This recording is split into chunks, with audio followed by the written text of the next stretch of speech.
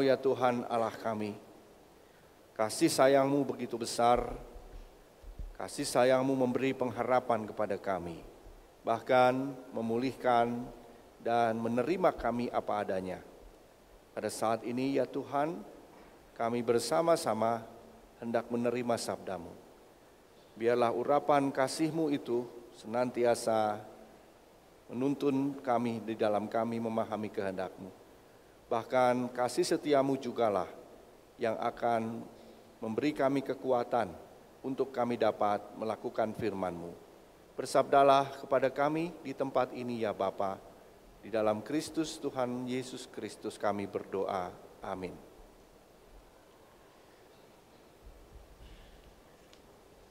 Bersama-sama kita akan merenungkan Injil Lukas 17 ayat 5 sampai 10.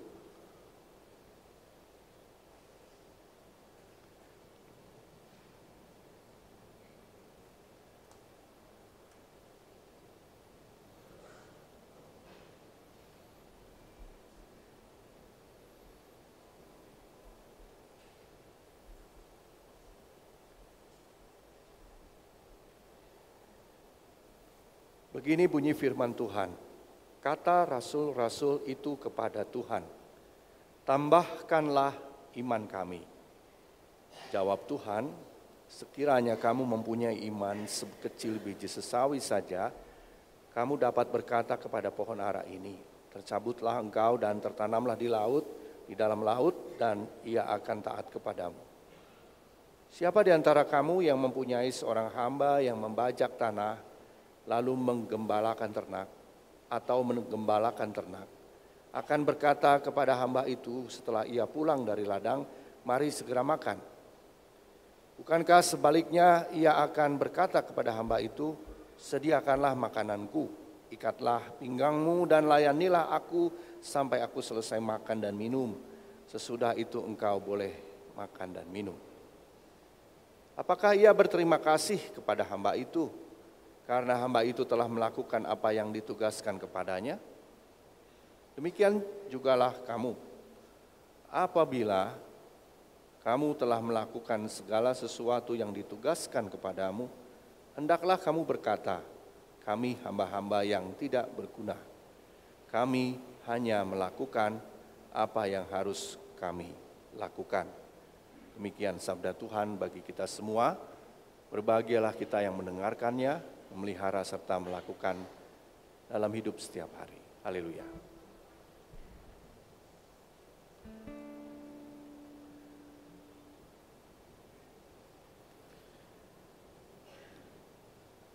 Bapak, Ibu, dan Saudara yang terkasih,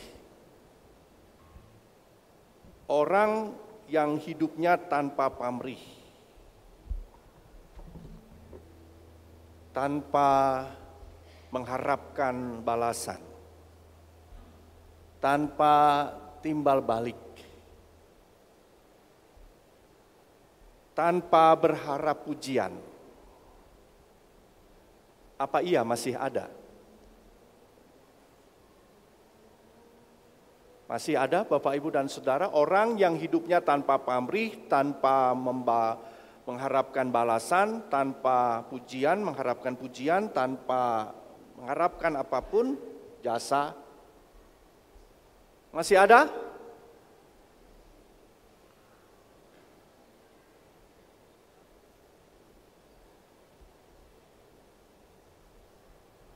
Apa iya masih ada? Di era digital seperti ini Bapak, Ibu, dan Saudara, banyak orang yang berlomba-lomba mengejar yang disebut dengan validasi. Validasi Bapak Ibu, seorang anak remaja bisa menghabiskan waktu berjam-jam untuk mengedit foto, lalu menunggu dengan gelisah berapa banyak foto yang sudah diedit, dipoles demikian rupa dengan berbagai macam aplikasi, berapa banyak yang menyukainya, berapa banyak like, dan berapa banyak komentar. Semakin lama menunggu hasil dari polesannya itu, dia semakin gelisah. Semakin cemas. Itu fenomena sekarang Bapak Ibu. Semakin gelisah, semakin cemas, semakin ketika ternyata yang like cuman puluhan, yang komentar juga cuman beberapa. Akhirnya tidak puas. Tidak puasnya bukan terhadap apa yang dilihatnya, tetapi juga tidak puas kepada dirinya sendiri. Bahkan juga dia tidak puas dengan apa yang dihasilkannya, ternyata respon sosial yang diharapkannya tidak terpenuhi. Banyak yang mengalami anxiety ya, zaman sekarang, kecemasan yang kemudian berlebihan. Atau di kantor, di tempat pekerjaan Bapak Ibu dan Saudara, ada pegawai yang sebenarnya bekerjanya dengan baik, tapi yang dikejar itu bukan hasil kerjanya, tetapi pujian dari atasan. Atau juga mungkin ada di dalam gereja kita yang melayani dengan sepenuh hati, luar biasa rajinnya, tetapi yang dikejar itu bukan ketulusan, tetapi ucapan terima kasih. Kalau tidak dikasih ucapan terima kasih, tidak mau melayani lagi. Zaman sekarang Bapak Ibu dan Saudara, ketika kita nggak mendapatkan validasi, kita sering merasa sedih dan kering. Kita berkomentar, gimana sih? Ini orang nggak tahu terima kasih. Tahu begitu, mendingan nggak usah melayani dah. Mending di rumah aja. Kita pun bisa seperti para rasul yang berkata kepada Yesus, Tuhan tambahkanlah iman kami. Tambahkanlah, berarti kalau tambah itu ada yang kurang dengan imannya. Menurut para rasul imannya itu masih kurang, Tuhan tambah dong. Tambahkanlah iman kami.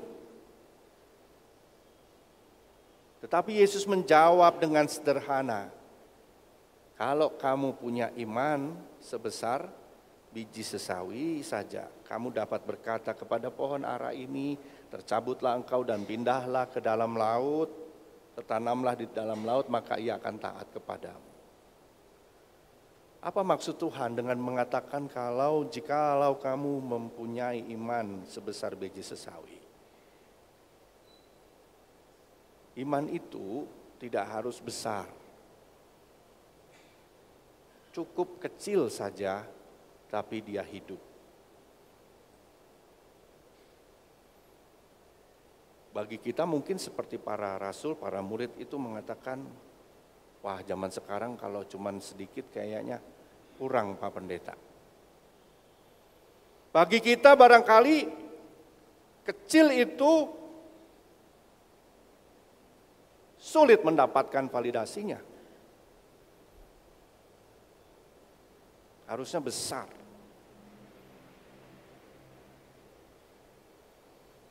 Tuhan Yesus mau mengatakan kepada kita orang-orang modern ini, iman itu nggak perlu besar, nggak perlu dibuktikan, nggak perlu validasi. Agar iman kita sah itu nggak perlu besar. Cukup sebesar biji sesawi saja. Lalu Tuhan Yesus, Bapak Ibu dan Saudara memberikan perumpamaan tentang hamba yang bekerja di ladang untuk melengkapi pemahaman ini. Hamba yang bekerja di ladang ini, kita perhatikan di sana, setelah dia selesai bekerja, apa yang terjadi?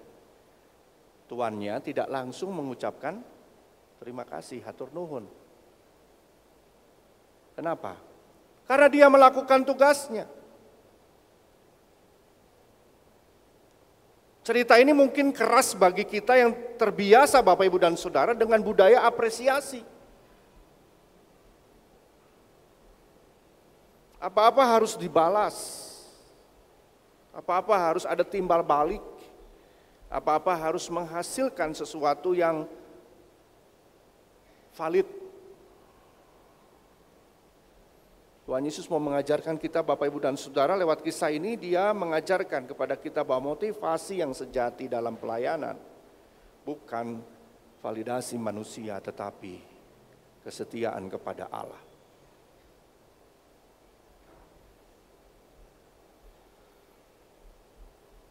Kenapa Tuhan Yesus memberikan perumpamaan ini? Karena kita Bapak Ibu dan Saudara, kita semua, saya, Bapak Ibu dan Saudara semua, identitas kita adalah hamba Allah. Kita bukan pusat. Tuhanlah yang menjadi pusat dalam pelayanan kita. Kita itu hanya alatnya. Kita itu hanya sarananya Allah untuk menyatakan kehendaknya. Kita bukan pusat.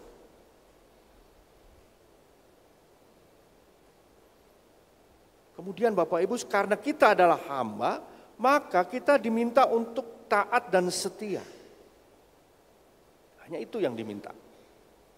Dari hal yang kecil yang dilakukan dengan kesetiaan itu lebih berharga daripada kita membuat satu karya besar tetapi penuh dengan pamrih, terselip keinginan untuk mendapatkan pujian. Itu jauh lebih baik kecil tetapi dengan kesetiaan. Kenapa Tuhan Yesus berkata seperti itu? Karena Tuhan pun meneladankan kepada kita, Dia yang adalah Tuhan saja mengosongkan dirinya, mengambil rupa seorang hamba. Sekali lagi, Tuhan saja yang pemilik dunia semesta ini mau menjadi seorang hamba. Dari perumpamaan hamba ini, Tuhan Yesus mau mengajari kita bahwa melayani itu bukan untuk aplaus, bukan untuk like, bukan untuk komentar-komentar yang baik, bukan untuk penghargaan, tetapi melayani adalah respons kita terhadap kasih Allah yang sudah begitu luar biasa dalam hidup ini. Sehingga kita sebenarnya tidak harus selalu menuntut timbal balik. Karena seringkali itu ya Bapak Ibu yang membuat kita kecewa kan dalam pelayanan ini. Piraku, maknya, ada harapan yang kemudian tidak terpenuhi. Ada istilah validasi eksternal. Ketika harga diri kita Bapak Ibu dan Saudara itu bergantung pada orang lain. Apa yang dikatakan orang itu sangat berpengaruh pada kita. Itu namanya validasi eksternal. Ada juga yang disebut dengan validasi internal. Ini yang saya baca ya Bapak Ibu dan Saudara. Kalau validasi internal, kita menentukan nilai diri kita sendiri di dalam keyakinan, prinsip, dan relasi dengan Tuhan. Mengutip perkataan Carl Rogers, saya baca Carl Rogers, bahwa harga diri yang sehat itu Bapak Ibu dan Saudara lahir ketika seseorang menemukan penerimaan tanpa syarat. Jadi harga diri yang sehat itu adalah ketika seseorang menemukan penerimaan dirinya tanpa syarat. Jadi Bapak Ibu itu tetap berharga meskipun Bapak Ibu tidak mendapatkan aplaus, tidak mendapatkan tepuk tangan, like-nya sedikit. Gak butuh validasi dari orang lain, tapi dari dalam diri, penerimaan diri. Dan inilah yang diajarkan Tuhan Yesus kepada kita Bapak Ibu dan Saudara. Iman yang sejati itu tidak mencari pembenaran dari luar, tapi berakar pada relasi kita dengan Tuhan. Ada satu video yang lewat di beranda saya, di TikTok saya, TikTok ya. Jadi Senin rapat, Selasa pelayanan, Rabu KRT misalnya, Kamis kunjungan, Jumat rapat lagi, Sabtu katekisasi, Minggu khotbah. Pertanyaannya, apakah dengan kesibukan itu kita menjalin relasi dengan Tuhan? Atau sebenarnya kita sedang tadi mencari validasi? Apakah dengan kesibukan itu relasi kita, Bapak Ibu dan saya, secara pribadi terhubung dengan Tuhan, atau sebenarnya kita terperangkap dengan rutinitas?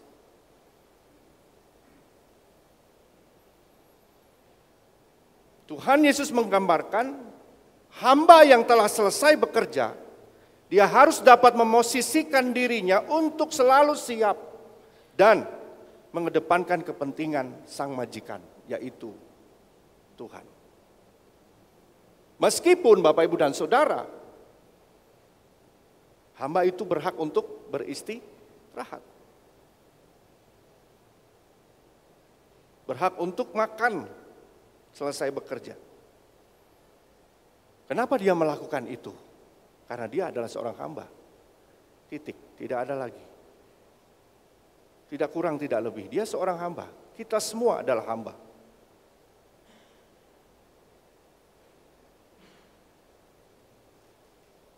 Jadi Bapak, Ibu, dan Saudara, sikap sebagai seorang hamba Kristus. Barangkali Bapak, Ibu, dan saya mendapatkan kesempatan sebagai hamba Tuhan, sebagai pemimpin, sebagai pejabat, sebagai apapun dalam kehidupan pekerjaan kita. Yang dituntut kita untuk amanah, ya, dituntut untuk bekerja dengan baik. Persoalannya, dalam era digital ini kita dengan mudah bisa melihat hamba itu bukannya mengalami degradasi makna, ya Bapak Ibu. Malah justru istilah hamba Tuhan itu yang saya lihat juga di video yang lewat itu, justru mengalami peningkatan. Pemaknaan yang tinggi dan gengsi. Kalau jadi hamba Tuhan itu sangat bergengsi loh Bapak Ibu. Bagaimana tidak, jadi hamba Tuhan itu kemana-mana dihormatin. Dihormatin sana sini Bapak Ibu. Belum lagi kalau datang pasti disediakan banyak gitu ya, makanan. Belum lagi kalau sudah selesai acara dibawain lagi makanan. Bagaimana enggak prestis jadi hamba Tuhan ya? Di sana sini dihormati. Berat badan yang tadinya hanya 80 sekarang 85 Bapak Ibu. Jadi tidak mengalami degradasi tetapi justru mengalami eskalasi ya. Peningkatan Bapak Ibu dan Saudara. Flexing sana sini pakai pakaian branded ya, turun dari mobil yang mewah. Ya, necis gitu ya. Pokoknya hamba Tuhan itu mengalami peningkatan lah akhir-akhir ini ya. Tapi apakah itu salah? Tentu saja tidak. Dari pembacaan hari ini Bapak Ibu, siapapun gitu ya, bukan hanya saya tapi Bapak Ibu semua. Kita diberikan makna arti dari seorang hamba. Hamba itu ya kalau secara kasar mohon maaf Bapak Ibu ya jongos, babu, kacung. Dari siapa? Dari Tuhan, bukan dari manusia. Hamba itu ya yang disuruh sama Tuhan. Dia harus taat pada perintah Tuhan. Kalau seorang hamba berubah menjadi juragan, itu yang salah. Kalau hamba berubah menjadi tuan, itu yang keliru. Hamba adalah orang yang melakukan semua yang diperintahkan. Karena kita telah menerima belas kasihan dari Tuhan.